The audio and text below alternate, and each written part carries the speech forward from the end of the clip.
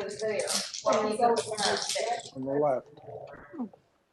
Right there. I think Laura, I'm assuming that's Laura. No, it's not. It's not. Looks like right out here. Yeah, I think, yeah. Oh, yeah, it says at the bottom, real little, it says Laura, Carol, Linda Wardell, Kristen. Ron says Sal.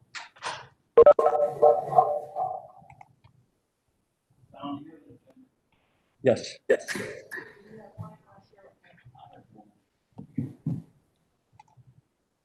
Okay, ladies and gentlemen, we are live, so watch what you say. We'd like to remind everybody, if you're not speaking, keep your mic on mute. It helps with the sound quality. And Mr. Mayor, you can start whenever you want. So keep it off if we're not speaking? No, not yours. Yeah, if you're, no, not everybody in the council room, just the people at home. I don't think anybody can hear me. We can now, you had your microphone muted. Can you hear me? Yep. You're good to go. And you may start whenever, boss. Harold, who all's on the council dais? Who's up there with you? I'm by myself. I'm at work. Oh, you're okay, you're virtual. Yep. Frank is on the dais, Randy, Don, and Sandra. Okay, and there's Harold. And Greg. And there's Greg. So we got a full house. Yeah. Full house. All right. The meeting can come to order. This is the regular council meeting of the City of Prospect City Council. Today is Monday, August 17th. And this is our regular meeting.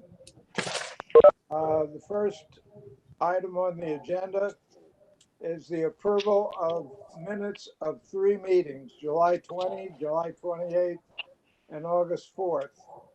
The latter 2 being special meetings. Does anyone have any additions, corrections to any of those minutes? I do. Frank, you do. I have, on the, July 20th meeting. Minutes, under unfinished business.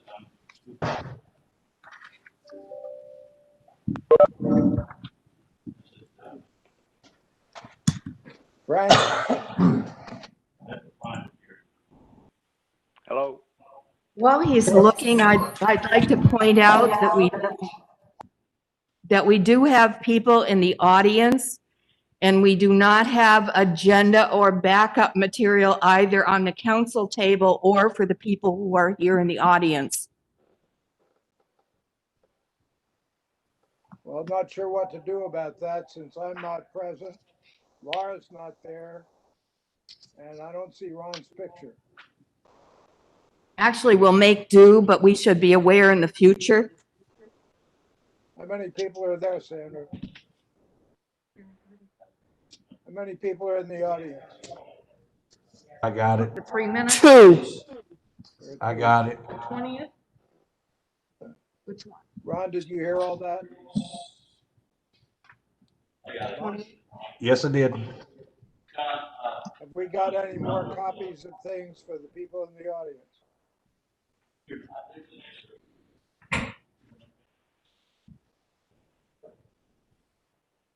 All right, back to Frank. Frank, you had a comment on one of the sets of minutes. Yeah, on the, July 20th. Right. I have two comments. Under the police report, there's 2 sentences. The second sentence says, Council Member Coulter asked about the issuance of the citation in light of the governor's executive order. I'm having trouble. I think it's Closer. Check, make sure. It's on, okay. Is There this you okay? go. That's better. Okay. Well, the second, I'll read it again. The council member Fulcher asked about the issuance of a citation in light of the governor's executive order prohibiting code enforcement actions. Now, in addition to that, I stated that the code enforcement officer had gone to KLC legal department, Chris Johnson, who advised him that we could not issue ordinance violation citations. Further to that, Chris, when asked, agreed that we had to follow the governor's executive order. And I think those statements must be included in the minutes. So to be clear here, I talked with Chris Johnson also subsequent to Mike talking with him, and he agreed with my interpretation of what the governor's people had indicated they wanted to do, and that is that we can issue the citation, but the code enforcement board cannot have a hearing. You can compare it to, and I talked to the governor's council as well, and he gave me the same answer. He said, just compare it to a traffic ticket. They can give you a citation, but they're not going to let you go to court until it's safe to do so. And I'll fess up, I got a traffic ticket in March, and they postponed it 4 different times.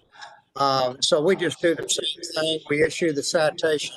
The point is that government cannot come to a halt and not enforce its ordinances just because of this virus. What we cannot do is have the hearing and until it's safe to do so. So I'm not sure exactly what you're making, Frank, and I just wanted to be clear on that we can't issue the citation. The code enforcement board cannot hear it until it's safe to do so. Okay, but I'm strictly dealing with what transpired at that at the June or July 20th meeting. And what you've just said is subsequent to that. No, I think I said that at that meeting. I already talked to Chris Johnson, and I already advised Mike that he could issue the citation, but we just could not have a hearing until it was safe to do so. Okay, well, that wasn't clear, because I think your comment was we will follow the executive order. Now, maybe there was more to that than just the executive, than what was said, but I'm just dealing with what we said at the meeting. And when I talked to the governor's council and told him what some had interpreted that to mean, well, I think Mike had indicated that one of the attorneys had said that we could not cite. The governor's council said, "Where in the heck did they get that? I haven't approved anything that would say that in any way, shape, or form." So I'm confident that we can issue the citation. We just have to hold the hearing when it's safe to do so. Okay, I have no disagreement with that. Okay. But I'm strictly dealing with an omission of 2 sentences in the minutes. That's all. Okay. Well, thank you. And the other one is at the bottom, the second last paragraph. Again, it mentions me, and it says, Councilmember Fulcher moved that surplus funds be transferred to general reserves rather than committed to future capital projects. And I think that's in there in the reverse, that I move that they be committed to the future capital projects as opposed to be putting in the general fund. Well, I take your word for it, Frank. I remember it the way it's written. I can't hear you, John. I said, I take your word for it, but I remember it the way it's written in the minutes. I'm working on the phone. John, lean in a little more. We're losing the last half of what you're saying, hon. Okay, dear. Thank you. Sorry. What I said was, Frank, I take your word for it, but what I remember from the meeting and what apparently Laura remembers is what is written in these minutes.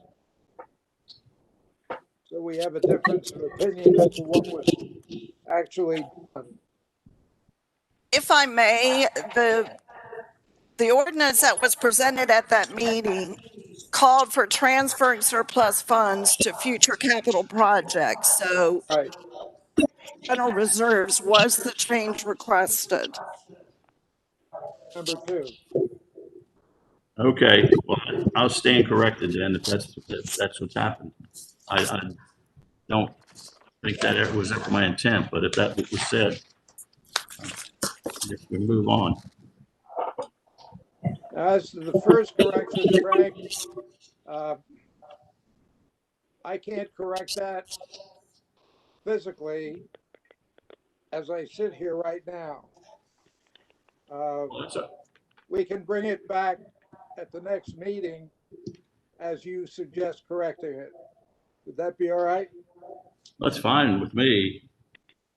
Actually, it would help to bring back the ordinance too. And I think part of what all of this is, I was talking to Frank earlier, and this is my opinion. I think we've gotten sloppy sometimes in how we're framing things that lead to our vote. And I think that in the future, we're going to have to be a bit more careful. And then I think, well, however we've framed what we're voting on needs to be reported exactly as it was framed instead of interpreted, so that we don't have these issues in the future. By the way, you do have the ordinance. It's in tonight's packet. It's ordinance 598, and there's a strike through and the part that was changed. That's fine, but I didn't bring my packet because normally they're supplied here. Well, that's why we have them taken to your homes, so everybody has them. That's fine if that's what you're going to do. Now I know that. Well, this has gotten a little contentious. I think what we're going to do is put the minutes of the last regular meeting over to the next meeting for correction and approval at that meeting. What about the two special meeting sets of minutes? Any corrections to those? I move to approve both. Second. I'm going to abstain from August 4th. I'm going to abstain from August 4th because I was not there. All right, well, then we'll take them one at a time. The July 28th minutes, is there a motion to adopt those? So moved. Second. All right, moved and seconded, all in favor? Aye. Thank you. And then the August 4th minutes that Harold wasn't present for, is there a motion to adopt those? So moved. Second. All in favor, say aye. Aye. All right, those are approved, and the one set of regular minutes will be carried over to the next meeting. And that comes to Mayor's report. It will be brief. As with the last regular meeting, I will report that I've heard nothing new regarding either one of LDG's proposed developments. We could have an interesting discussion about why we think that is, but that's the fact. The second comment is in the agenda further down, there is a discussion item relating to Hunting Green, and that Kevin Davis was going to come and talk to us about their proposal that they discussed a week or so ago with Chris and me about moving their construction entrance off of Covered Bridge Road and onto Hunting Creek Drive. And I told him at that time that I wasn't going to agree to it, but I would discuss it with the council. And that's why Kevin was on for tonight. However, he called me earlier today and said that they decided not to worry about it and just go back to the plan as originally conceived with regard to their construction entrance. So they will continue with their intent to do construction entrance and exit on and off of Covered Bridge Road and not onto Hunting Creek Drive. So that item is taken care of. We have two committee reports, a Parks Committee. In your packet, you have that in writing. The Forestation Board also has made a written report. But in addition, Lee Tucci has asked if he could speak for a minute. And I don't know if he's on if he's on here or not. I'm on the phone. Can you hear me? I can hear you. You have something to say to us, Lee? I just referred to the written report. We've had quite a bit of activity spearheaded by Andrea Hanlon, particularly with ashes on Happy Hollow Road. She and I met with the property owner, and the property owner is agreeing to take out those troublesome trees. There's also a declining ash and a bad sycamore along 42 across from Prospect Point Shopping Center. Andrea's contacted the State Highway Department to see if they will take those out. And again, she identified there was an elm along River Road near Sedgwick entrance to Sutherland, and she's asked either the highway or Metro or both to trim back that tree. Don't want to take it out, but it does need trimmed. There's some other overhanging limbs over Hunting Creek Drive, and I believe the city is addressing those. Since my written report was put in, Andrew's also identified 4 more privately owned trees, all in Fox Harbor, that 3 require being removed. We have to notify maintenance and code enforcement regarding those, and one simply needs trimmed back over the Fox Harbor Road. If there's any questions on any of these. What occurs, Lee, what occurs on those trees that aren't on city property? What, you said there's some on state property or federal property and some on Yes. River Road. What's the program for those? Well, the program for those on the state property or city metro property would be to have their organizations take out those trees and pay for them, and not to have the city of Prospect pay for the removals. Okay, thank you.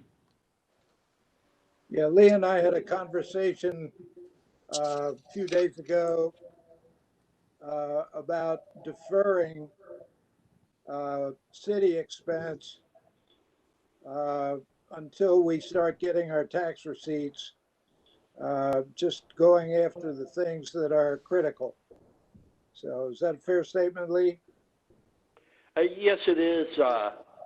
And Rod had been working on those trees and getting estimates for cost removal all of the city property. The mayor asked about deferring, and I think certainly some can be deferred.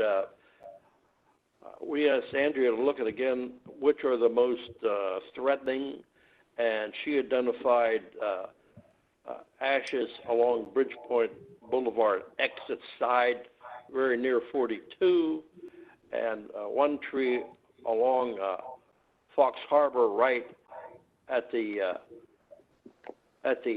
Creek Bridge intersection there. And maybe, or we would recommend that the funds be found to take out those before they create a problem with traffic. All right. That wraps up the committee and board reports. Also on the agenda are my 5 nominations for the Code Enforcement Board, and we'll get to that very shortly. I want to say that we need to have that board in place in order for me to be able to cite violators of our ordinances. That is so even though the governor's order says the board will have to postpone its meetings. What I'm saying is we have to have a board in place so that we can issue citations as required. So I just wanted to mention that. Given the number of items on our agenda, I'm going to stop there with the mayor's report. If there are any questions, it's a good time to ask them. May I ask, and I think that we might have some people in the audience there, or they might be on the phone. We had a discussion item that was brought up at the last meeting to discuss transfer of our lighting to LED. Is Jason and Daniel on the line? Are they in the audience? I don't know, but that on the agenda, that comes after the committee reports, of which we've had most of it, and the police report, and then we get to Jason. Okay, I just didn't want to keep them online if they were there, but if they're not in the audience. This is Jason. Okay. Jason. I'm here. And I see Okay, Danny's logged in. I haven't heard him yet, but he's logged in. okay, Greg will get to that in a few minutes. okay then, thank you. Thanks, Jason. Let me ask Sandra if she has any report to make on the library or the history book. Just the library is actually coming up to almost normal usage according to our records and the people that are taking the books in. So it's been one of the amenities in our city that has been missed, and the people who use it regularly are back to using it. In regard to the history book, we have conducted a couple more interviews. It's much more difficult to do it by telephone or some other method. And so the history book will be very happy when we can get back to face talking to people. And, Sandra, on that history book, and I'm very excited about that as you are. And I think it's great. We have our, 50th anniversary coming up in 4 years.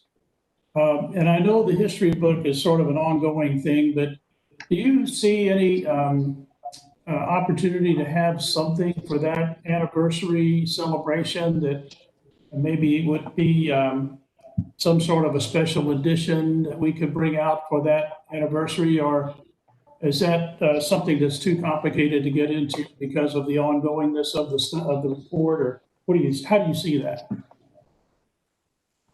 If it could be done by then, I'd be one of the happiest people here, but I certainly don't want to do an extra edition, if that's what you're asking me.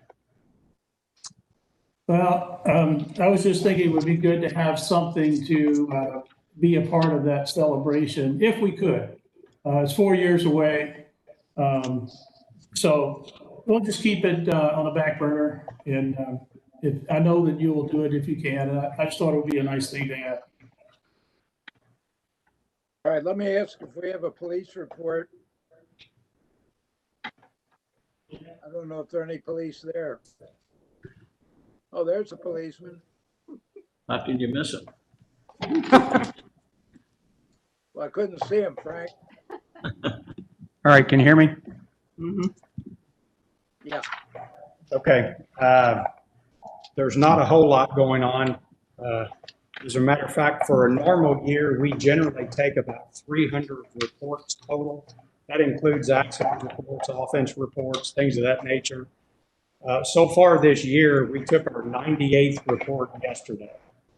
So you can tell how far we are. Here we are midway through August, and we've only taken our 98th report total. So that's how slow things have been in that sense. Ironically, for the month of August, we have only taken 5 accident reports. Every single one of them have been injury accidents, which is highly unusual because we don't really have that many. And every single one of them have occurred either at the intersection at Fox Harbor, Timber Ridge, or Carslaw. And every single one of them involved a left-hand turn, somebody turning in front of traffic. Every single one of them, which is just highly unusual because most of our accidents just merely involve just a rear-end collision. So 2020 is alive and well, the year from hell. Most of the misdemeanor reports and some of the other reports that you see listed they all occurred in that 1 week while I was on vacation. Not that that had anything to do with it, but Tony reported that to you last month. Yeah. While I was gone, because that all happened and it involved the people out in Oldham County where they made an arrest. And since that time, all of those cases have sort of slowed down. A lot of our thefts from automobiles and things like that have slowed down since then, since they do have a handful of kids under arrest. So that does seem to have slowed down a great deal. Other than that, there's not a whole lot to report, other than our air conditioning upstairs is still out for the last month. I know Frank's getting a kick out of this because I keep harping on it, but we're sweltering. So On the other hand, we're going to come to work in t-shirt and shorts. So if it doesn't look like a police uniform, I apologize. and flip-flops. That's the best we can do. Anyway, I asked because the library is affected by it also, Yes. and It's I don't like literally- it's awful up there. I checked when I went down, it's 85 degrees up there right now, Yeah. and that's routine. It is. The coils have not come in yet, but we're priority. As soon as they do, they'll be installing them. I Jeff, don't I know had, what that Come means. in when the coils come in. How's that? Chief, there's been, I think it's maybe confusion, but there's been some buzz on Nextdoor, our wonderful source of community information. Source of all credible And information. I think they may have confused the recent shooting that was at Interstate 65 in Watterson. Some folks were saying they heard that there were some shootings at the Snyder and 42 up here. Are you aware of anything? No, that's not true at all. Okay, Somebody got I that didn't confused. think so, because I thought, I just saw the news account on that. Apparently it was two cars that were shooting each other. And I think a third party got in between them. And that's who actually was shot, was a third party. okay. And we got a number of calls last week about the gentleman that was making a purchase, an online purchase over a cell phone. Either he was buying a phone, selling a phone. They kept reporting him as a Prospect man. He didn't live in Prospect. He lived over in Wolf Pen Woods. And he met someone, either a buyer or seller, at a third location.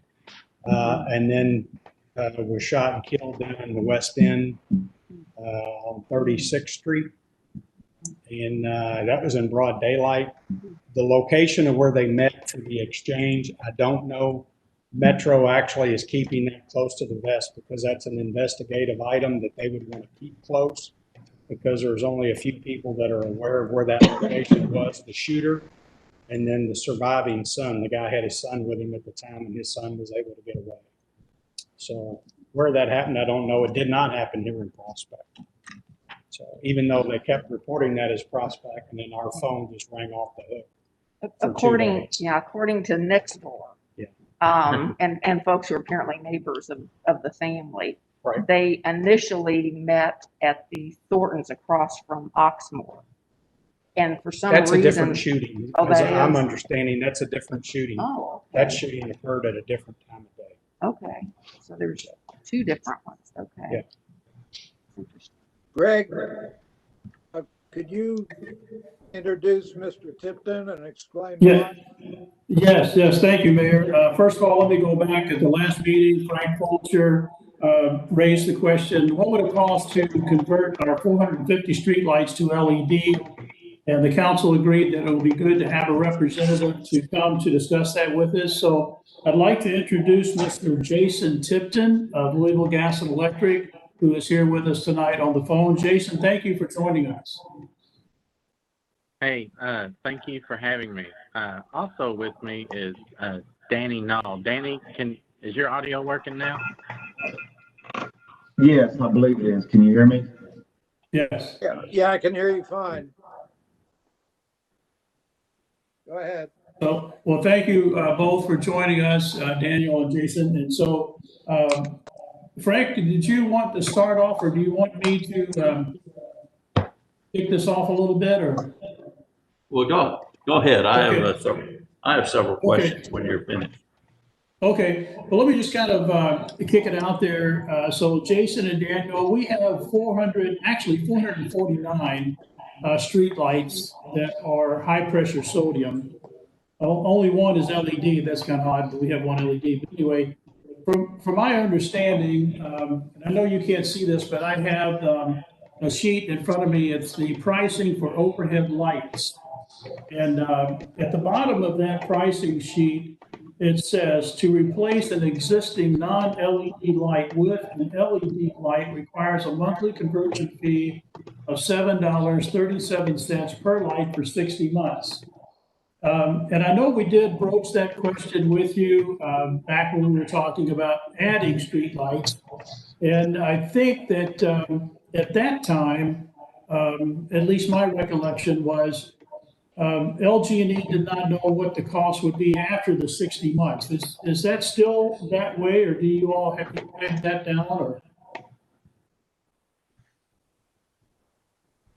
Jason, it's my understanding that the cost of the lights changes with the rate case. So if there's a rate change, the cost of the lights change. That's even during the 60 months. We could give them a price of what it is currently today. And then if things change, I mean, that's out of our hands, but we can give you a price of what they are right now. That is correct.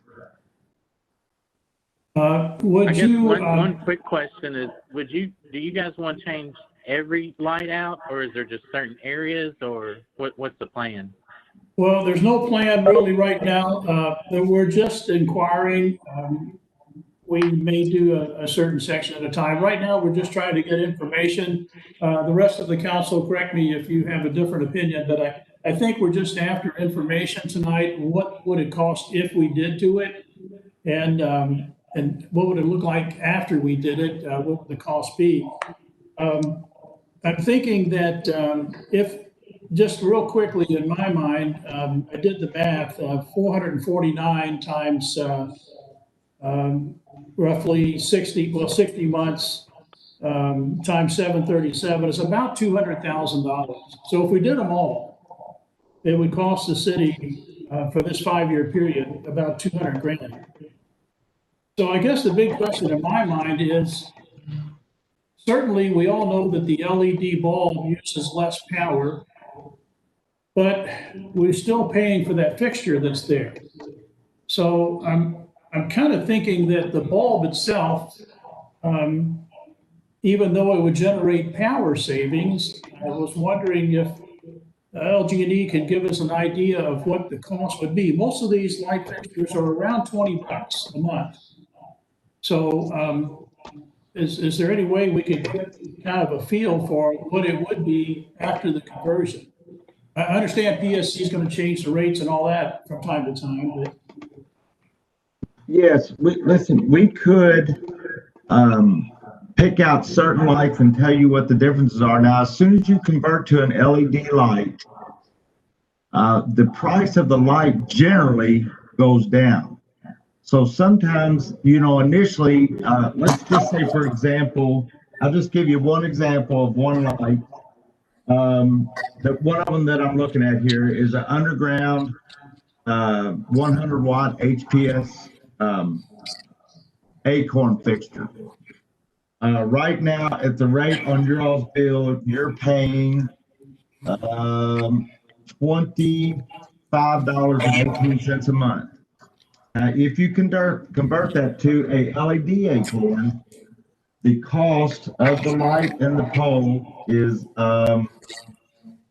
$20.83 a month. So the cost of the light went down, but you got to add the $7.37. So it's going to go up a couple dollars for 60 months. And then after the 60 months, it'll drop down to that rate. Now, the $20.83 rate, that might change in the 5-year time. But just generally, you're going to pay a little bit more because of the conversion fee, but the cost of the lights generally go down some. Now, all the lights are different in prices on whether they go, how much they go down, whether it be $5, $3. Some of them are the price might even go up just a little bit, the monthly price. So Jason, let me go back and make sure I understand something. So just talking in round numbers, so that fixture that you mentioned is, say it's $25. And it would go down to around $20, but that includes the $7.37 conversion? No, sir. No, sir. It would actually be $27. And then it would drop down to the 20. I mean, the price immediately drops down, but you got to add the conversion fee, which will make it. So you've gone from basically for the first 5 years from 25 to 27. Does that make sense? And then after 5 years, it drops down to 20. Yeah, I think I get it. And I see where we're. If we converted every LED light in the city, all 449 of them, after 5 years, we'd only pay $54,000 total instead of 205. If that's correct, then Jason. We can get exact numbers for you, but I think everybody understands what's going on. Like right now, I think it's like $8,900 or almost $9,000 a month. That might go up to say $10,000 or $12,000 a month, but then after 5 years, you might end up being $6,000 a month. So As long as the rates don't go up. Well, the rates will go up. yeah, But yeah, we start seeing change no matter what we have. now we can run the numbers and look at all your lights, and because we have them all down, you know what lights you have and what your rate is, and we can put this on a spreadsheet for you and do like a 10-year plan, so you can see what you're paying now, what it'll be next 5 years, and then after that. I think That would really help. Yeah, I think we need that. that'd be useful. Thank you. I have a question. Am I right that I'm hearing you say that you can't just keep the same fixture that you have and convert it from the one type of lighting over to the LED? You have to put in a brand new fixture to have an LED light? That is correct. Okay, my question is, when the predominant rate schedule here seems to be your rate 272 or something like that, which is the Acorn light and the high pressure sodium. I think. Does the price you just mentioned include the pole? And if not, why couldn't we reuse the poles? That does include the pole. That does include the cost of the pole. It does or does not? It does.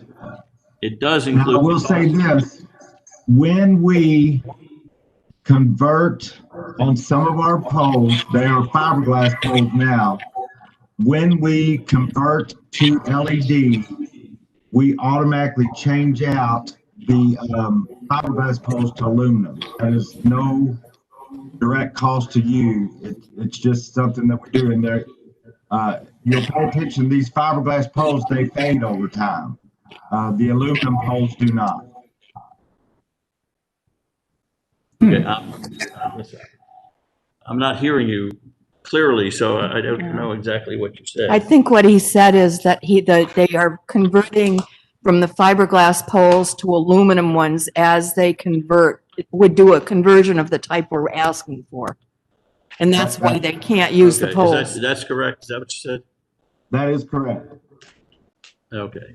Doesn't the LED light have a much longer life than what we're currently getting? So that converts the less maintenance with LED and load savings, so now come to us to be going to LED light.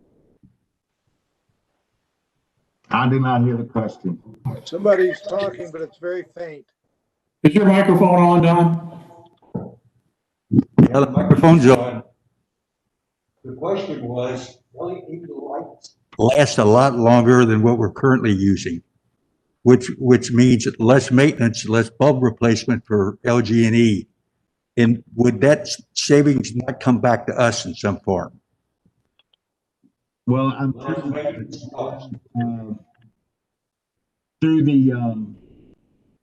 the cost down.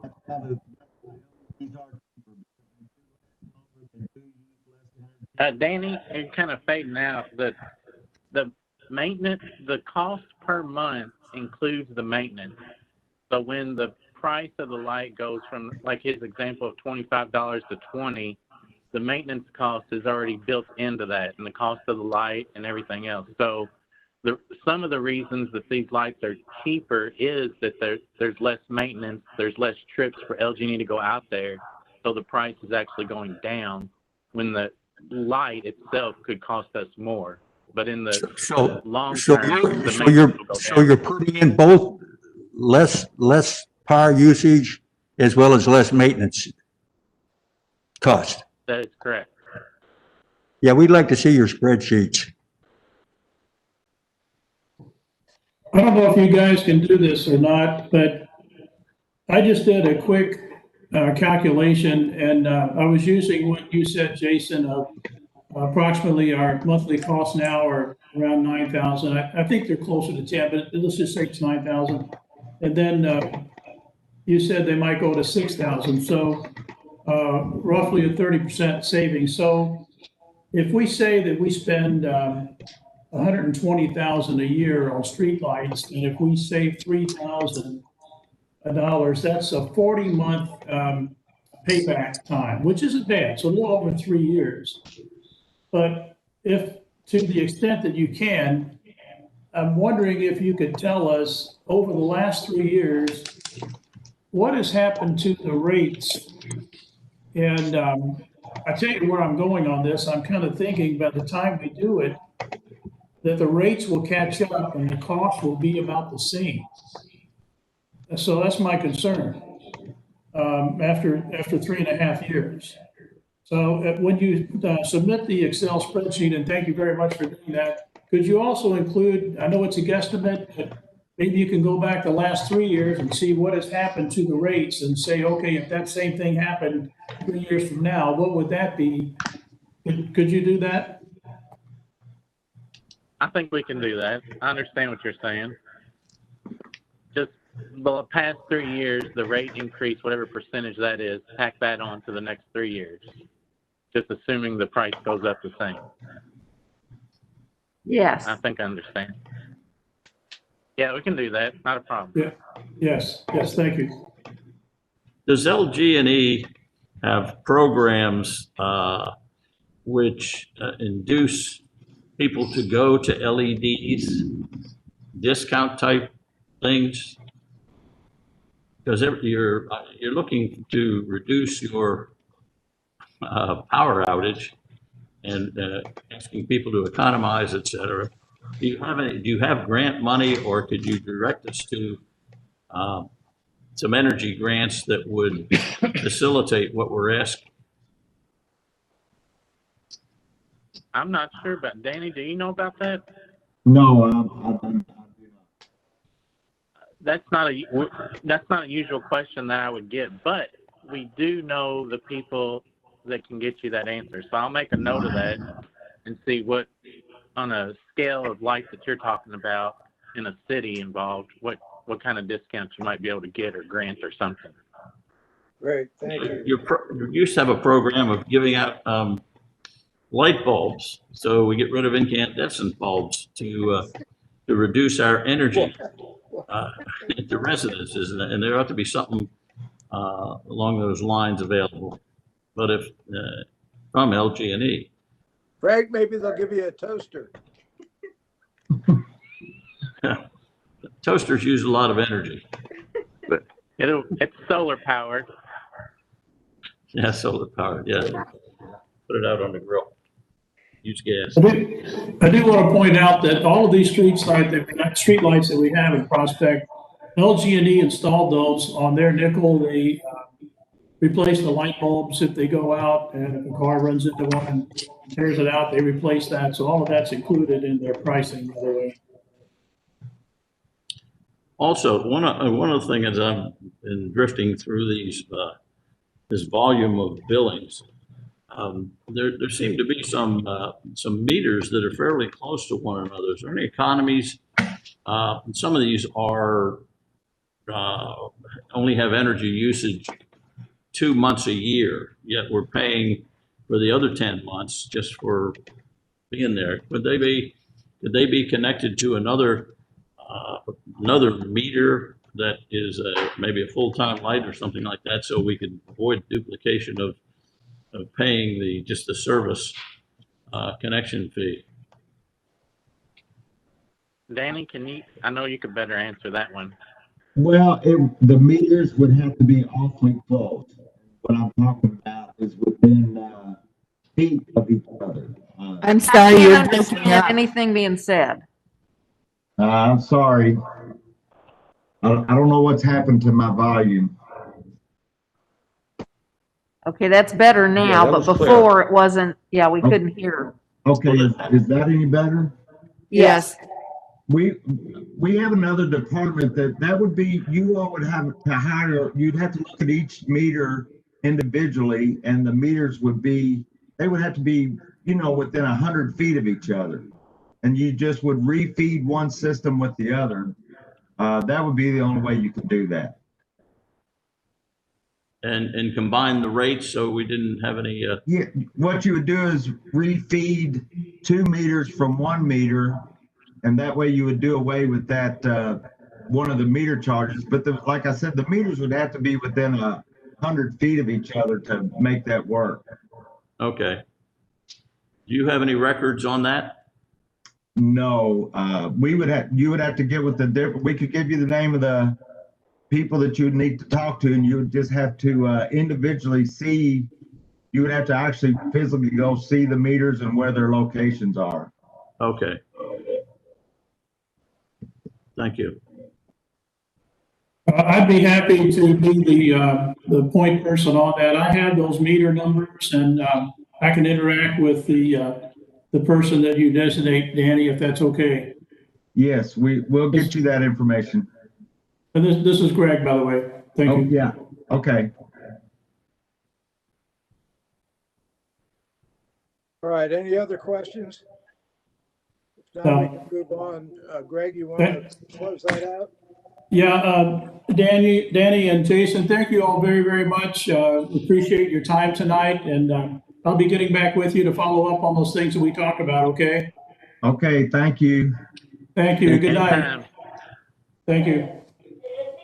Next on the agenda is municipal order regarding the nomination of 5 people for the Code Enforcement Board. Mayor? Do I hear a motion on that so we can get into discussion, if any? I think you might want to say something before. Sandra and I are very, I know there is a desire to have folks on the Code Enforcement Board. My understanding, though, is that at this point, Mike still has the authority to write citations without the board. That's not my opinion. Well, that's what I thought Chris just said, is that he No, can write a. Chris, the thing of it is that the citation says you can appeal to the Code Enforcement Board. If there's no Code Enforcement Board to appeal to, I can't issue the citation. But how can he appeal if you can't have a meeting? Well, you can appeal it, and then the Code Enforcement Board keeps rolling it over for the hearing date. What I'm trying to say is that until a Code Enforcement Board exists, I can't issue a citation. Are there any citations currently pending that we would like to issue? There are several that I would have issued if I could have. It all had to do with the breakers and starting too early, but I couldn't issue them because I didn't have a Code Enforcement Board in existence. Okay, my thinking on this, John, is we're very close to bringing all the changes we've worked on with the Code Enforcement Board forward. Obviously, we've set it aside in the time of the virus and couldn't meet initially. And now we're working on the budget as our biggest priority, but right after that, we expect to bring it to the council for their review and consideration. We've already got some comments as we worked on them along the way. So my thinking is, at least on this, if you need someone now to make these maybe 6-month appointments to give us an opportunity to bring the updates all together at one time, because they also deal with appointments and terms and those types of things, and have an opportunity to cast a larger net for people that might want to be a part of that. The other thing I'm not a little clear on, and maybe Chris, you can jump in here. My thinking from the conversation we had earlier is that you could write a citation. We just couldn't have a hearing until they could meet.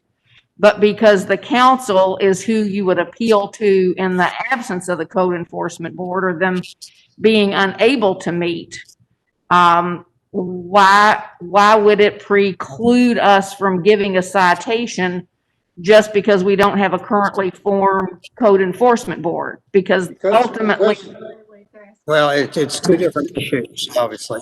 They have a right to appeal, and you take away their right to appeal if you don't have a code enforcement board in place. So no, I do agree with the mayor on this one, that you have to have a code enforcement board in place in order to issue the citation. But once you get them in place, then they can continue it as needed pursuant to the governor's orders. but if they don't like what the code enforcement board says, then they appeal it to the council. Well, that's So fine, but that doesn't happen until the code enforcement board says something. And currently, the code enforcement board can't do that because the governor says so. What I'm saying is that until the code enforcement board exists, I can't issue a citation. Okay. I hear what you're saying. My suggestion would be, go ahead. My suggestion would be then that we consider these as 6-month appointments. So we have a constituted board until we can bring through all the revisions that are being suggested, the update to the code enforcement board, including the section that deals with appointments and rotating positions and terms and that type of thing. Actually, the other component of all of this is the fact that the people in great part who are being named in this are the same people who were on code enforcement before.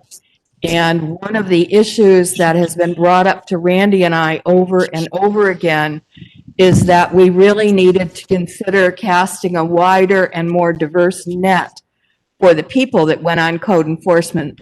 And then we needed to provide them with training so that they could be effective at doing their job. Now, one of the things that we've incorporated into our ordinance, which is very close, I mean, it would still take 2 readings, and so even if it went to the next meeting, we're out, but we could do 3-month appointments. On the other hand, I personally am not prepared to vote for 3-year appointments for the people who had been on the board before, because we keep being told that we need a more diverse board. We need a board more representative of the whole city. And that message has come through loud and clear. Well, I don't think we can appoint interim. I mean, we have an ordinance that says we have to appoint staggered 1, 2, and 3 years. And I think that's consistent with the Kentucky statutes. The statute deals with the board as it becomes constituted. And it does set up to 3-year terms. But there's nothing that precludes less than a 3-year term, because if a person is appointed to fill the term of somebody who's going off, they're not getting a full term. So there's nothing sacrosanct about the length of the term in terms of its minimum. There is in the maximum. From a state statutory point of view. Correct, correct. But from our ordinance. No, our ordinance even does that too. To do this, we would have to amend an ordinance. No. To that one. No, because it allows that. It's almost the same in that area as the KRS statute. It says you're appointed for 1, 2, and 3 years. You're talking about code enforcement. When it's set up, Code chapter enforcement. Right. And one of the problems that we ran into was that people were being appointed to the code enforcement board without coming to the city council. They were being appointed without being given finite terms. And so obviously this is a practice that we've had in the past. Well, none of the people that are proposed right now went through that vetting process. No, I think one did. Yeah. Well, I think there was well, I one. know two of them. And to just put a finer point on what Sandra said, I know one of them personally, goes to Florida half a year. One of the names that's been submitted. I know another one I asked, and he may by now have changed, but had he ever read the code enforcement law, the statute, or the ordinance? And he said, yeah, I looked at the ordinance. And he wasn't quite sure what his duties were. So I think from my perspective, and I'm still the liaison with the code enforcement board, but it's a serious quasi judicial position that takes serious people on it. And I agree 100% with Sandra that we need to cast a wider net and have more qualified, not that these aren't, but more dedicated people. So Actually, I think that we've talked to Al Binsfield, and his name is not on the list, but he is absolutely someone that, in terms of casting a wider net with getting people with different kinds of backgrounds, that we'd like to have on there. What I'd like to do is consider that we withdraw this for 1 month while we get some additional information. I concur with that. And I would like to see a more diverse selection of candidates to consider for this instead of basically, although I don't know all of them personally, it appears all old white males. And I think we need to move beyond that. This is Chris. I'm looking at this. I think I just did something. Did y'all still hear me? Yes. yes. Okay, I can't see you now, but I'll talk. Frank, and looking at ordinance 3904, it says the initial appointment to the 5-member code enforcement board shall be staggered. It just says initial. And I guess. That's correct. I guess. And that's what KRS does too. My guess is, I haven't obviously researched it at all, but my thought would be that you all, in a crisis like this, could do what is necessary in order to fulfill the intent of the statute. And that would be to have a board in place so you can write citations. I think if you want to do it for 6 months, you can do it for 6 months. I'd rather withdraw it and come back in a month with additional information. Okay, well, that's your all's judgment. I'm just saying what I think you can do and just giving you options. Thank you. Thank you, Chris. If we withdraw it for a month, then a month from now, when we're discussing it again, that would have meant that hopefully several of us that are working on it and the mayor would have gotten together and agreed upon a list by then so that we had that ready for that meeting. Is that what you're thinking? In all honesty, pretty much that's what had it not been for the budget, it would have been on this agenda, but the budget has been very time consuming. And that does include people who have been talked to. Can we do it? Can we do it quicker than waiting a whole month? Could you and Randy not get together with the mayor, say next week? I assume we're going to have another special meeting. No, Randy and I have been working on this for over a year and a half, and we are pretty much ready. We've already sent out to all of you a draft copy. That draft copy we have worked on. We are just finishing correlating our ordinance at the draft with the KRS statute. And so the documents are pretty much drafted. All right, so that's good. So does that mean that you could do it next week then? No, that No. means we'll have it for the next regular meeting. If you would like for us to suspend all work on the budget to do that instead, Greg, we can, but we thought that the budget was more of a priority, so we're Well, trying to give our time to. No, please don't understand. I'm not trying to replace one thing with another, but I thought I heard Sandra say that you're right at the front door.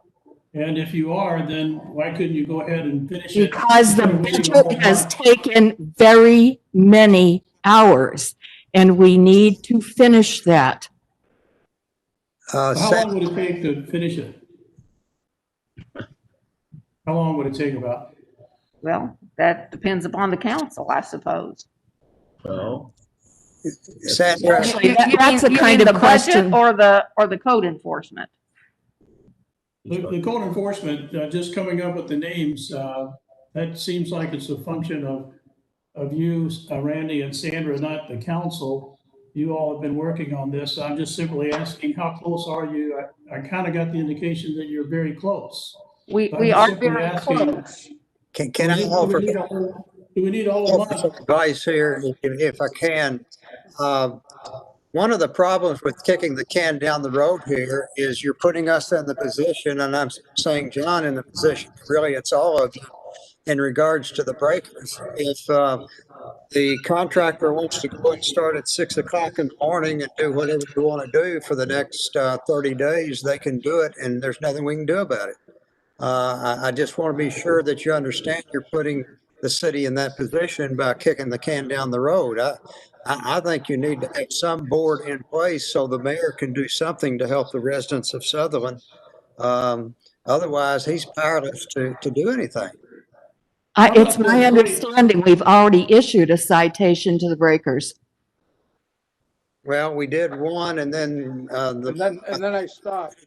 and I agree with him that until we have a board that we really, you know, what's going to happen is they're going to get an attorney and they're going to look at any kind of technicality that we have not complied with, and they're going to try to make us look pretty foolish.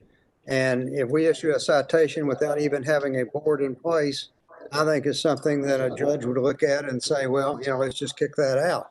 The citation would be worthless. I don't think we probably don't have any exposure on that, but we look foolish and we cannot enforce what our ordinance says. So I just want to be sure you understand, if you do that, you're putting us in a position we can't enforce anything for a month. Okay, fair. That's a very good point. Thank you, Chris, and very fair, and I understand that. Then I got an idea. well, I'm if I can We finish, need Greg. Oh, I'm sorry, I thought you were. Then let's go ahead then and have the first reading for this for 3 months. Just change all the terms, same people, but for 3 months. It's not a And that first should reading. give us time to come back, bring the Randy, other this one. is not an ordinance. It doesn't take 2 readings. It's a municipal Oh, okay, it's a municipal order. Okay, then we can do it tonight and get it Right. approved, but make them 3-month appointments instead of the terms that are listed. And I think That's kind of what I was going to say, Randy, and that is, here we are at the end of August or almost. I was going to say, go ahead and extend it till December 31st. Go ahead and finish out the year. No, we don't need to go that long. I'm It's just a month opposed. difference. We It's have just a had, month as you all know, we have not had a code enforcement board for over a year. But we And need one. rushing into it with a bunch of people that may not be the best choice, I think it is penny wise, pound foolish. I think if we solicited, if the mayor solicited applications for the job, people who really want it and understand what it is, that the city would be better served. Yeah, so, and I don't want to rush Randy or Sandra either. You've been working on it for a year and a half, and I know you've got a lot of good work there. So let's go ahead and allow you to finish that in a timely manner and not rush you. So if it takes 3 months, that'd be fine. Or if Actually, it won't take 3 months. We can have a report at the next regular meeting, barring any other things that come up. But At that would be a first reading. We'd have to do a second. At the second reading, we would be able to make appointments. And we have already talked to a fair number of people who make a more diverse board. So basically what we're saying is that for the next 2 months, Stephanie Gillozan can do any damn thing she wants. I don't think we said that. Well, that's what it boils down to, because if she starts working at 6 in the morning and works on Saturdays, there's not a thing I can do about it. Well, I've got to speak up for Sutherland. I think that's, I got to speak up for Sutherland. I think that's very, very important. So, I like Randy's idea, and I think Frank was saying, let's go ahead with it. Let's go ahead and go with. No, absolutely not, Greg. I didn't say that. I think we need to do a proper vetting of candidates so that we have a board that will be understanding what their roles are. Rushing into this just to stop one particular citation, it doesn't make sense to me, because there are there are numerous violations throughout the city which have been on hold that haven't been addressed, and to do all of this for one particular citation doesn't seem to be productive. Wow. We don't know it's just one. It could be many. So, well, in that case, I like Randy's idea of 3 months. At least we'd have an enforcement board. We need one. And then by that time, we would be able to submit some additional names. Or we can have the next agenda. Well, but if we have this, are you saying, Sandra, have this as a municipal order on the next agenda? or No, having we do the code ordinance. update? The ordinance would be on the next. Okay, but then we would have to go another month for the second reading. So that would be 2 months, and I'm hesitant. We don't have to. We could have another meeting right the next day. Or the same night. No, there is a term. Certainly. Yes. Well, ask the mayor, it's the mayor. What are you asking me? And you'll have to turn that back on, I think, Chief. I think Ron turned it off. What are you asking the mayor? I was just asking to speak for just a moment on this topic. Yeah, and identify Steve yourself Stowers, and your address. 7001 Wyndham Parkway, Sutherland. I live at the corner of Sutherland and Eads Place. I have for the last year gotten to hear the of this developer working outside of our normal hours. This is not why I came tonight, but I need to speak about this. Of 8 to 5 and no Saturdays, because that term ran out April the 3rd. There's also a house being built right behind us, but that's part of what a development does. My point is this: I'm very, very concerned if we continue to push this. Due diligence is obviously important, but for anybody here who would like to stop by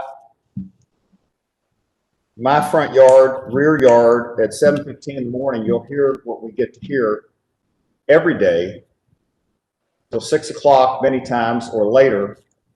Oftentimes on Saturday. They didn't work last Saturday.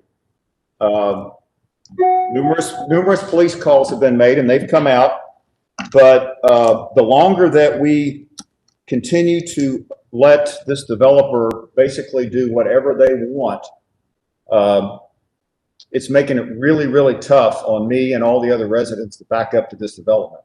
Are they using heavy equipment? Absolutely, they're using heavy equipment.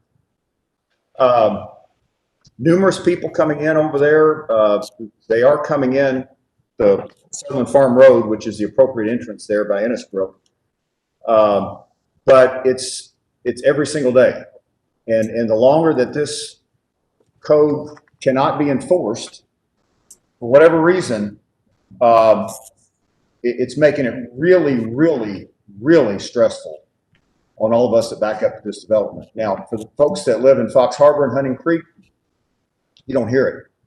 but literally it's right behind a lot of our residences, including mine, that back right up to the farm. And, you know, there's a right way and a wrong way to do it. If you get there at 7:55 and you start the equipment at 8:02, that follows the code. If you shut the equipment off at 5 o'clock, that follows the code.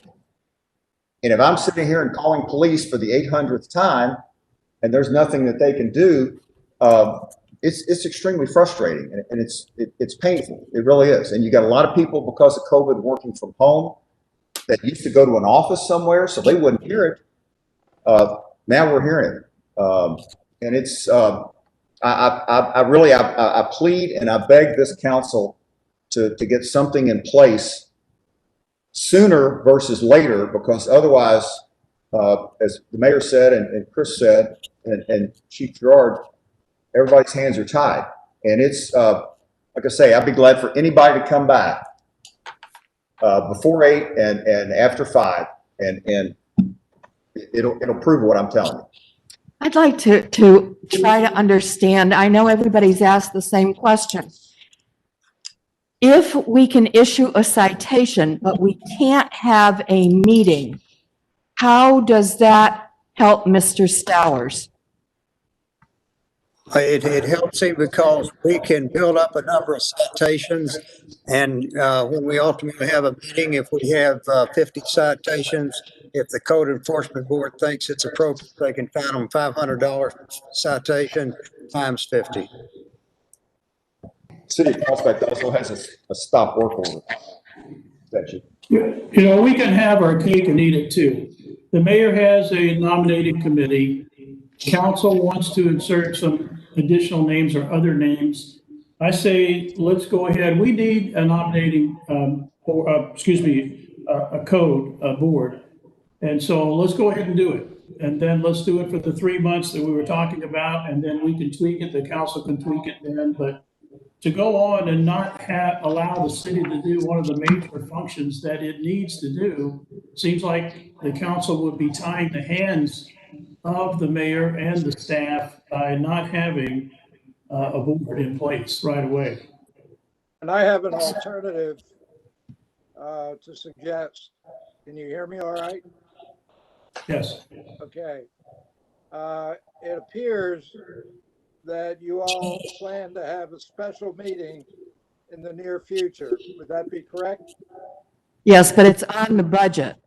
Well, we could devote a very short amount of time to simply enacting this municipal order as reconstituted after a few of us get together, whenever you say, tomorrow or in the next few days, and select a group of people more acceptable to the group. Well, you don't have to just pick them. You have to talk to them. You have to make sure they understand what they're getting involved with. I think that if this becomes that important, that I would support what Randy suggested, that if we approve them tonight, that 3 months from tonight, their term would expire. All right, that's acceptable to me. John, have you talked to all these people that are on your list? No, I have not personally, but Mike Lesh has. Well, that's, you know, I think that makes my point that I know one of them, I play golf with them, is in Florida. I mean, you know, so if you haven't. But we can't have a meeting with them anyway, so he can be in Florida. That's right. This is not making a great deal of common sense. Chris, I have another question for you here. Okay. Since we can have council meetings and use the WebEx or the Zoom or whatever platform, and even do a hybrid like we're doing now with some at the council chambers and some there, will the code enforcement board and the forestation board and the ethics commission and everybody else, do they have the option to do those same things? So why could they not meet then? Well, that's an interesting question, and I frankly don't think that the code enforcement board can when it's having a hearing. The forestation board and the other ones, I'm sure can. But when you get into a quasi judicial proceeding with the right to take evidence and that sort of thing, I'd really need to do some more research on it before I said that we could do it that way. I have grave doubts as to whether or not we can do it that way. So essentially what you're saying is it doesn't come under the open meeting statutes. What, And yet if you did WebEx, it would be an open meeting. no, I don't think I said that. I said on the code enforcement, since it's a quasi-judicial hearing and you take evidence, it may very well be it's like a court. And the courts are basically kicking the can down the road and delaying trials right now and not having trials because it's difficult to have a trial by Zoom or WebEx. You really have constitutional questions as to whether or not people's right to cross-examine has been taken away from them because you can't really accomplish the same thing on WebEx or Zoom that you can in person. So you're asking me questions that there might not even be an answer to right now. Frankly, I don't know that anybody's considered it in light of a pandemic. I think the better course of action is for you all to pass it for the 3-month period so that we can issue citations and then delay a hearing until everyone can be at the hearing. And then we can just take the citations, let them build up. And if we've got 30 citations against a contractor, we can deal with it at that time. I agree. How do we do that? And I agree with that too. I agree with that. Does I somebody, agree with that. does somebody want to make I'm that opposed to it motion? because we haven't had one in a year, and I think we're being pushed into making a decision that needs more time and more. Well, Frank, I think you're pushed into it because of the council of the contractor. That's what's caused the problem is the contractor is just driving the residents crazy over there. The only way that we can protect them is if you all do something. Well, and also, I don't disagree with what he's saying. If we do the 3 months commencing tonight, bring the ordinance in for a first reading at the next meeting, change whatever you all want to change, and then come back with a group of people that we have already spoken to with a variety of different skills and interests, they could come into effect at a time they would tend to anyway. So this group would have a very limited period of time, and it doesn't sound like they would meet during that period of time either. So That's all true. Okay. Well, I'm Why just don't- one. why don't I'm you just do one this? vote, so that's. Why don't you- window dressing. I'm sorry, Mayor. Can you hear me? No. No, lean in a little farther, John. Can you hear me now? Yes. All right. I would suggest you get out the municipal order that was drafted and take your pen or pencil and where it says to serve a term of, for each one, just say 3 months. And then enact it. 3 months commencing tonight. Right.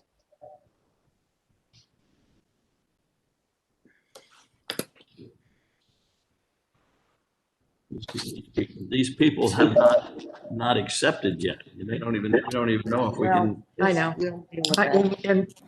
But it doesn't look like they'd ever get together either.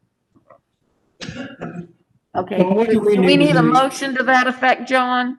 Yeah. Yes. Yeah, we need a motion. Yeah, would you do it, Randy? Yes, I move. The answer to your question is if you write in the 3 months commencing tonight, August 17th, whatever it is, for all 5 of them, then the motion would be to enact this municipal order as you have changed it. Okay. I move that we enact municipal order 2-2020, an order consenting to the nominations by the mayor of citizens of the city to serve on the Prospect Code Enforcement Board for 3-month terms effective tonight. Good. Second. All right, any further discussion? Let me say one thing, Mr. Mayor. On the issue of whether or not they can have a meeting, I said they could not have a hearing. I think they can't have a meeting if they want to talk about any other issue. I just don't think they could have the hearing. But if they want to have a meeting where they talk about how they will handle the various citations, they can do that. I just don't think they can have the hearing. All right. All in favor, say aye. Aye. All opposed? The ayes have it, and it is approved. All right. I think that brings us down to new business. We're in new business. It's the next item of new business, which is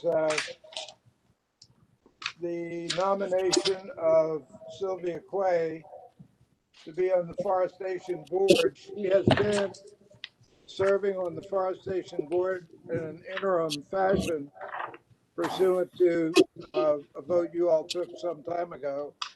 So it was provisional, and I'm just seeking to have her made a permanent member of the Forestation Board.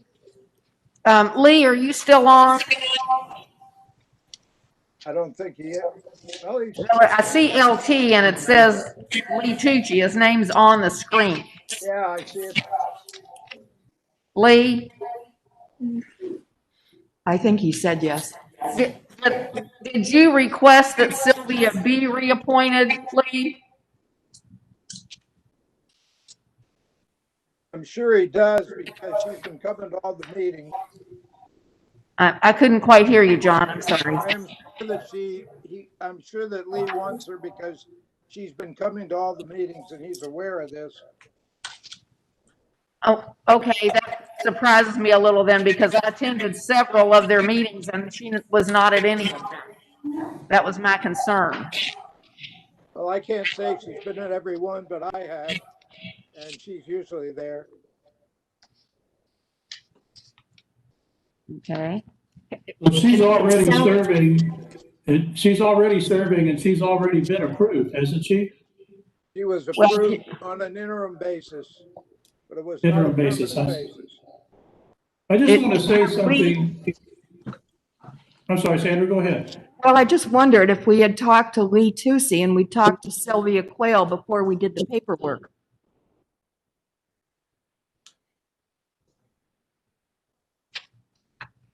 I hear you, and I don't specifically recall, but I believe that I've talked with Lee, and I'm sure that Sylvia wants to be on it or she wouldn't be participating.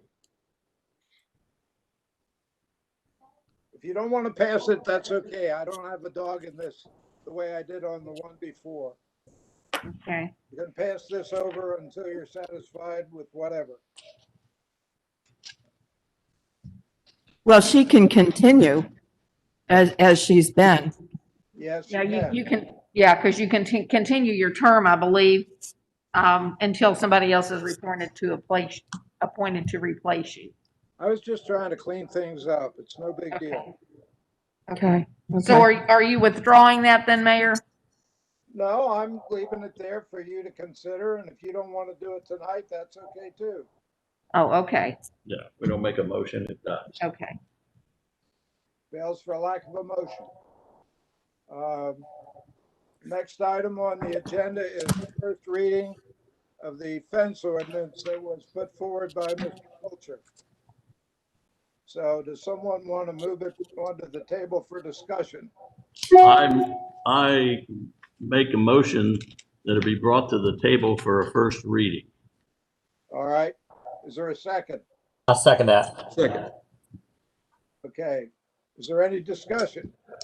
Mr. Stowers is here tonight and he'd like to talk to that issue.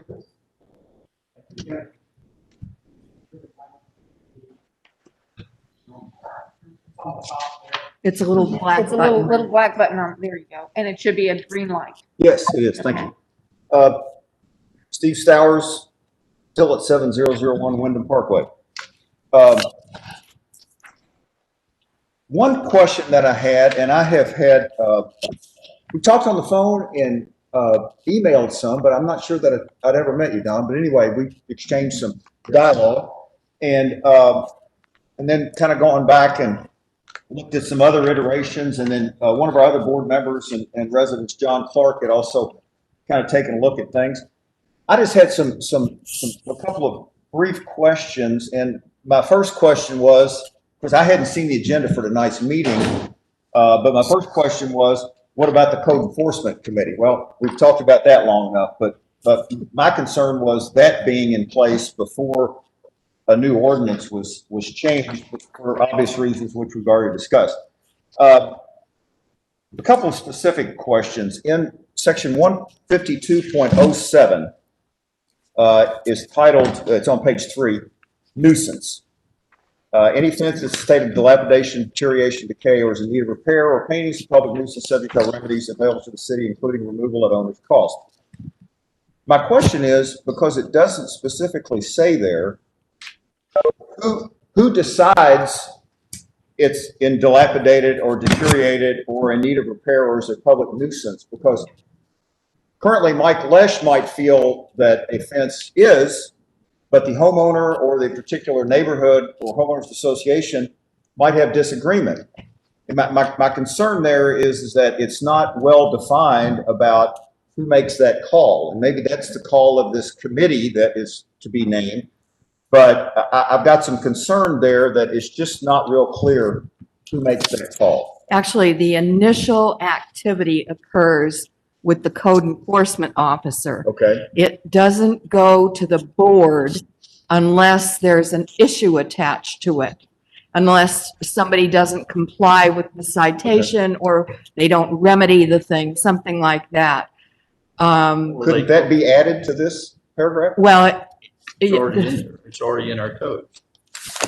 Okay, so I haven't read all. Well, it doesn't solve your problem. Right. Because the definition of nuisance is basically in the eye of the beholder. A nuisance can be noise, it can be this dilapidation and whatnot. And that probably, there are certainly fences within our city that would qualify as being dilapidated, as we well know. Sure, And- yeah, I understand that. Yeah, I and see 'em so- too, yeah. I personally, I've got issues with the deletion of the concept of a boundary fence in this thing. Were you going to talk to that too? Yeah. Next question, or my next point was boundary fences, which are mentioned here. Boundary fences are subject to all requirements of this ordinance. That's in 152.02 in the revised proposed ordinance.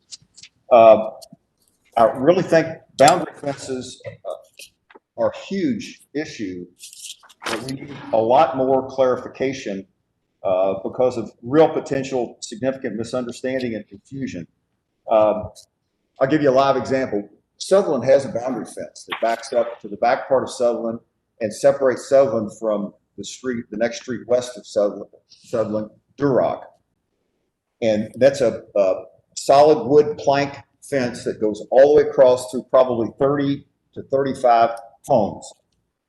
My question is this: if the code enforcement officer says 3 of those sections behind 3 houses are a nuisance and dilapidated, then does the code enforcement officer fine each of those homeowners?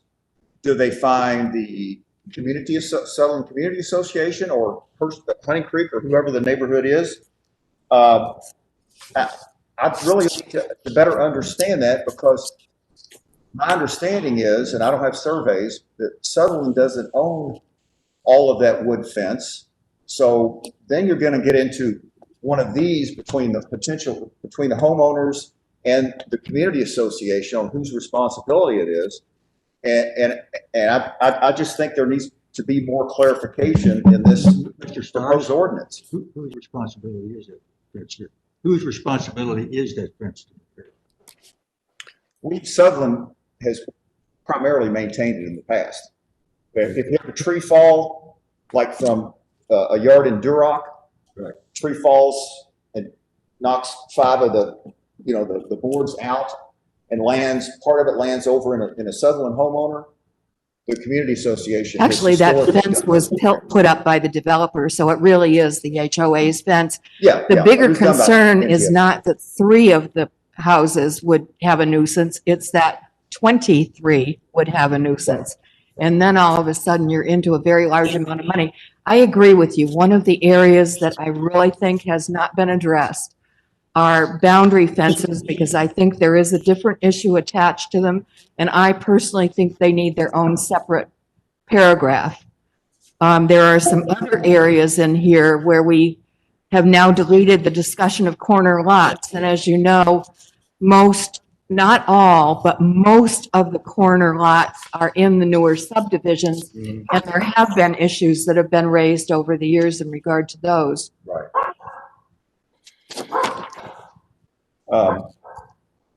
The two other questions, and I'll wrap up. Thank you for letting me speak.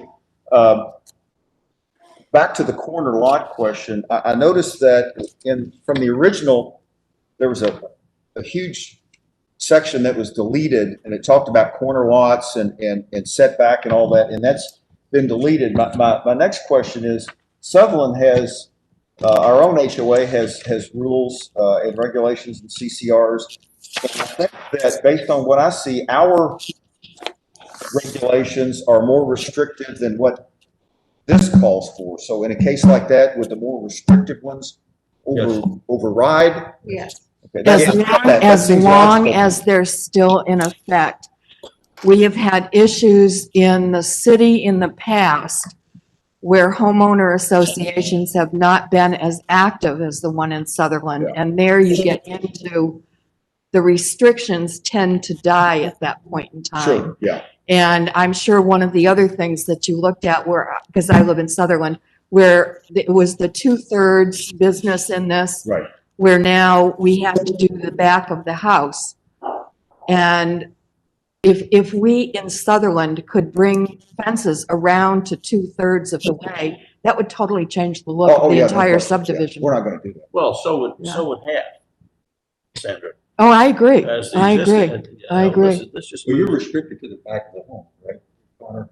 So And that's- you want to keep it there. So I can't go forward. Yeah. You want to Yeah. keep it And I'm there. on a Well, corner lot yeah, and you too, so can't, no, I am yeah. too. So that, I mean, you that can't do that. 2/3 is really not relevant to Southern. But Okay, then if, Because then, your okay, but then CCRs or whatever override that. where That's is what it? that's what I just didn't know, from Right. reading this. Where is it relevant? Because one of the things that happened, which I don't happen to think is very attractive, is that as the newer subdivisions came on, the air conditioners, which tended to be in the backs of houses, are now in full glory on the sides of houses. And I still think you can cover them, but not with a 6-foot fence. Yeah.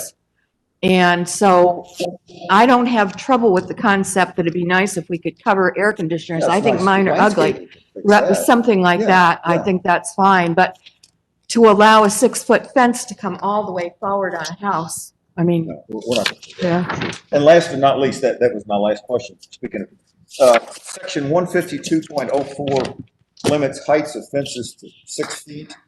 That's paragraph C there. No fence, whether residential, commercial, should may exceed 6 feet in height.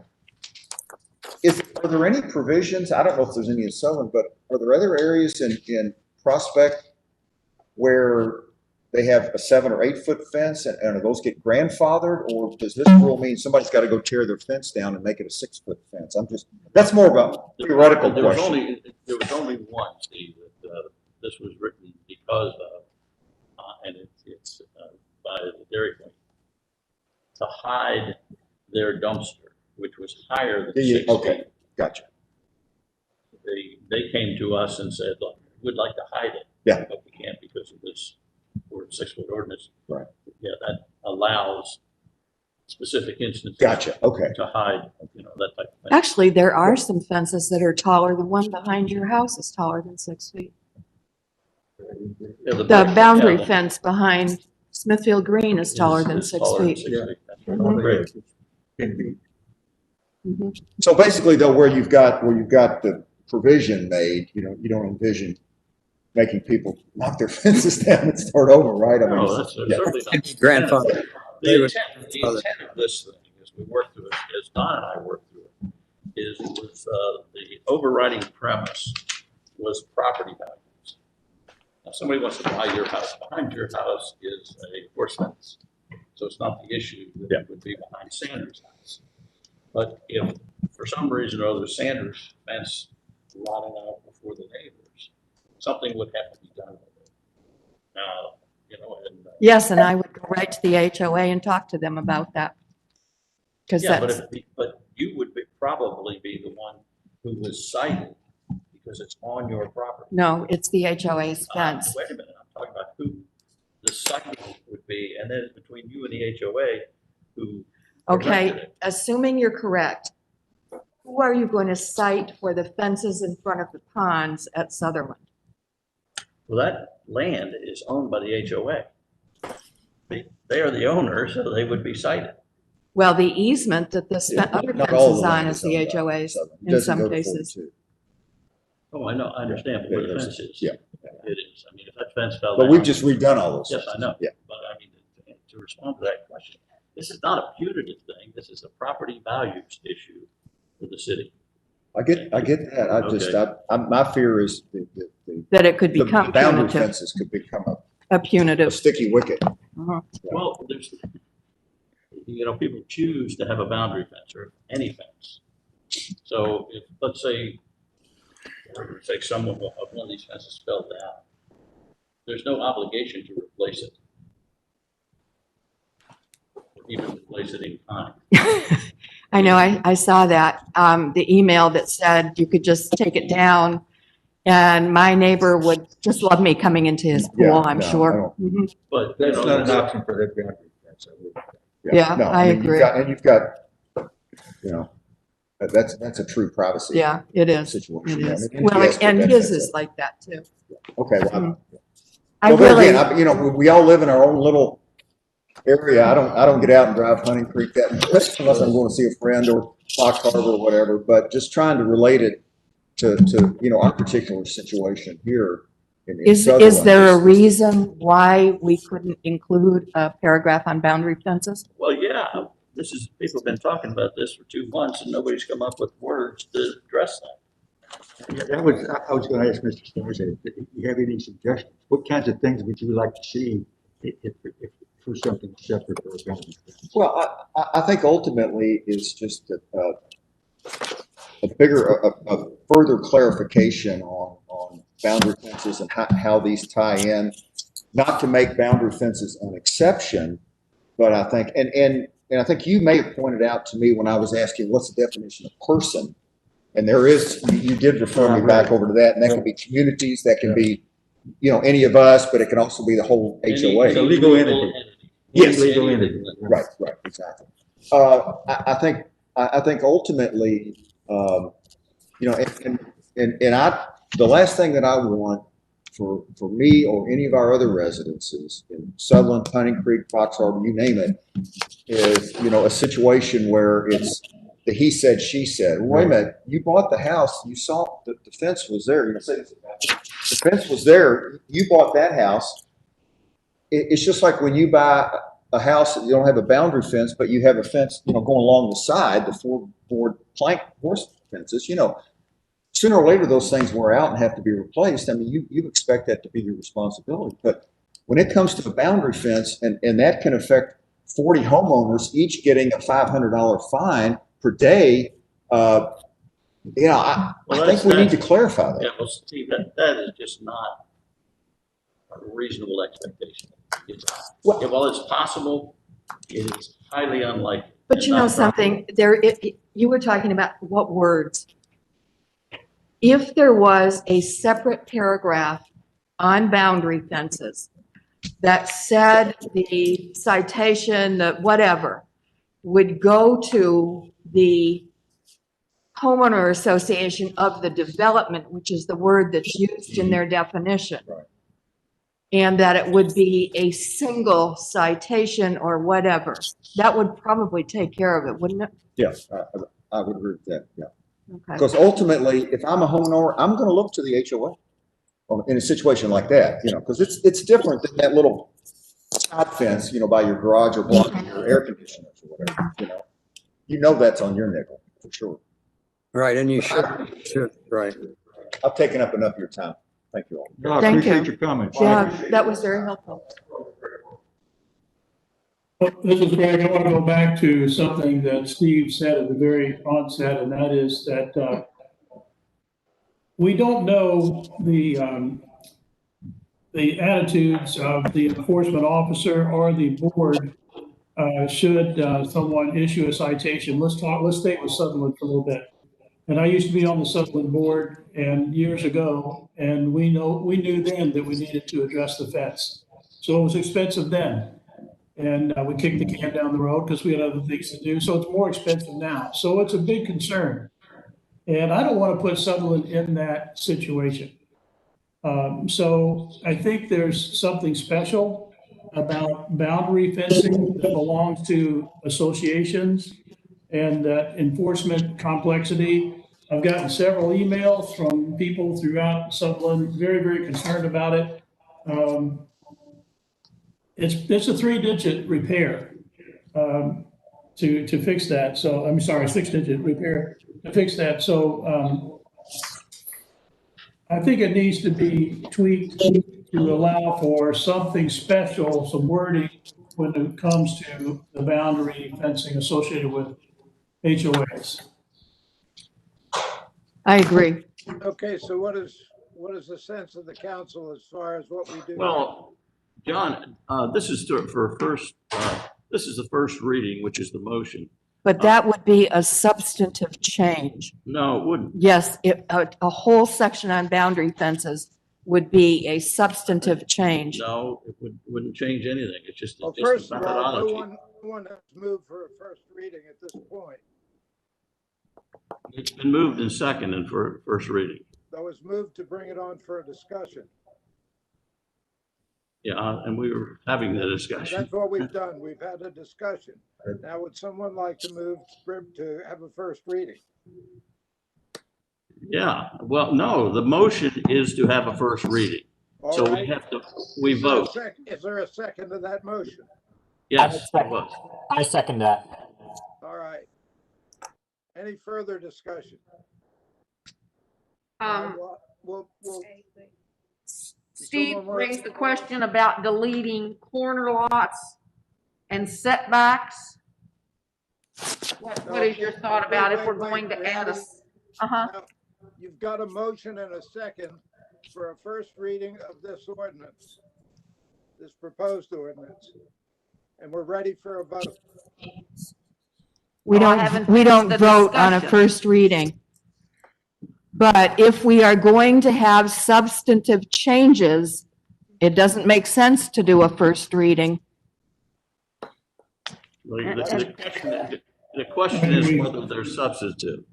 And my question is, why would we throw the baby out with the bathwater at this point? My opinion is that it would be substantive if you rewrite a whole section on boundary fencing. Well, and it's also, Randy just brought up the corner lots and the setbacks. I mean, when you add all those in, this can't go to a first reading if it's going to have changes. Yes, you can. Between the first reading and the second reading is when the No, changes occur. you have to go through another first reading. If they're substantive, I agree. Well, Chris, I think just said that the addition of a section on boundary fences would be considered substantive. Correct me if I'm wrong, Chris. No, And I'm also saying that if we are going to add the section on boundary fences, It's a clarification. It's not anything but that. well, he also said though were concerned and would like to have the verbiage that dealt with corner lots and setbacks It's in here. returned. Well, he had said he thought that had been deleted.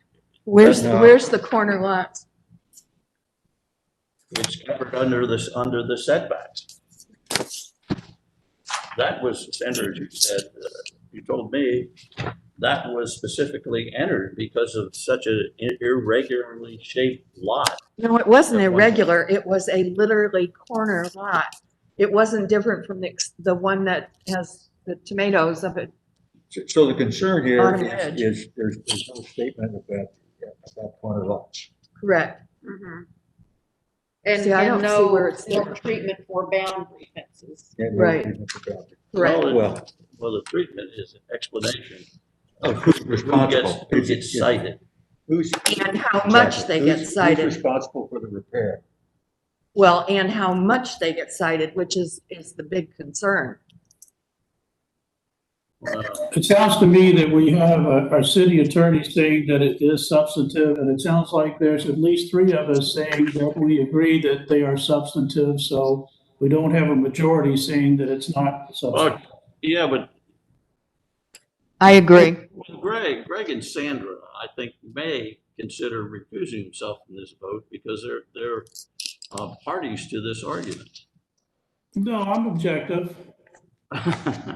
No, actually, That's not what the the issue law is says. not, we've talked about Sutherland because we live there. But this issue is also Innisbrook, it is the Breakers, and it will be Hunting Green. This is not something that is going to stop with the development we've got now. Almost all new developments have boundary fences. Yeah, we've been talking about Sutherland, but I'm just as concerned with Innisbrook and other areas too, so I'm not gonna recuse myself. That's good. What do we need to do to move forward here? Actually, we need to have somebody come back with the additions in a new draft. So Okay, we, we'll do that. so we need to vote, Mayor, so we need to vote. No, there's no down the- vote because it. Yes, there is a vote. A motion's been made, it's on the floor, it was seconded. There has to be a vote to bring it We to the don't floor. vote on first readings. To bring it to the floor, you need to. That's the motion. What we did for discussion. No. No, My motion his was to motion bring was it for to a the first floor reading. for a first reading. It wasn't for discussion. Well, such a So we motion. vote on my motion, that's all. All right, I think Frank made that motion, and I think Harold seconded it. So I'm gonna ask for a vote. All in favor of? having- No, it needs to be a roll call. We need to know how many. All right, Sandra, how do you vote? No. And Mr. Gibson, how do you vote? Yes. Mr. Hilsman, how do you vote? No, Mr. Fulcher, Yes. Mr. Shu, No, Yes. and Mrs. Swan. no, So it's 3-3, so the motion fails. Okay.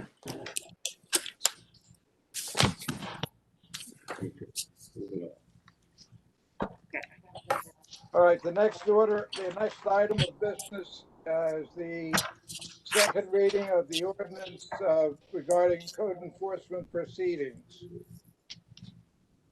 Would someone like to make a motion regarding that second What is reading? this one? Second, Who made the motion?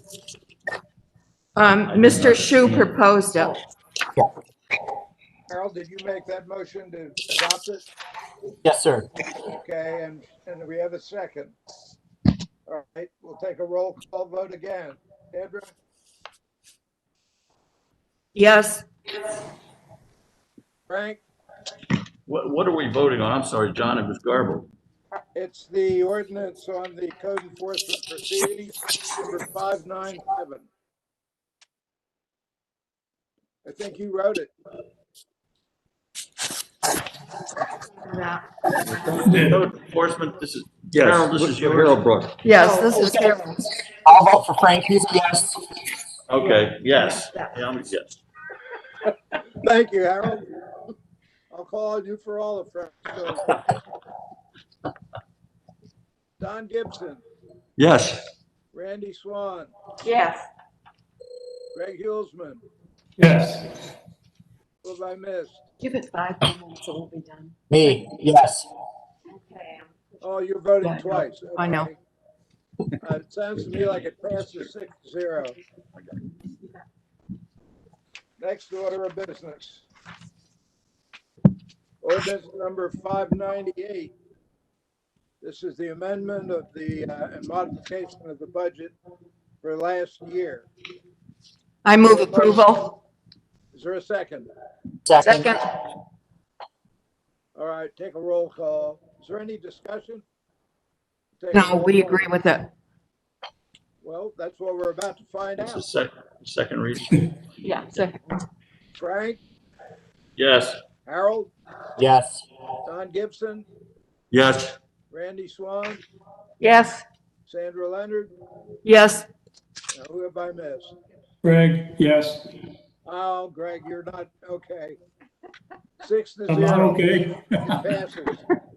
And that's been adopted. Second reading of 599. So moved. The road, okay, you know what it is. Second. Been moved and seconded. Any discussion? All right. For the people at home, this is the amendment and modification of the budget for the municipal road aid fund of the city for the fiscal year beginning July 1, 2019, ending June 30, 2020. That's what it is. Sandra? Yes. Greg, just so I don't forget. Yes. You. Harold? Yes. Frank? Yes. Randy? Yes. And who did I forget? Don. Gibson. All right. Don? Yes. All right. Yes. Passes unanimously. All right. That brings us down to the last item out in the open, which is the 20 to 21 budget work session. Are you going to have that tonight? Can we, It's 9 o'clock and we're losing a member at the moment. And you've got an executive session. Yeah, who's leaving? Randy, would you be Okay. available sometime this week for another budget session? Okay. While we're on that topic, do you want to set a date and time for that session? Anybody? No. Oh, I didn't hear the question, John. I just was asking if you want to set a date and a time for the budget work session. Randy is going to go home and look at her calendar to see when she doesn't have a doctor's appointment.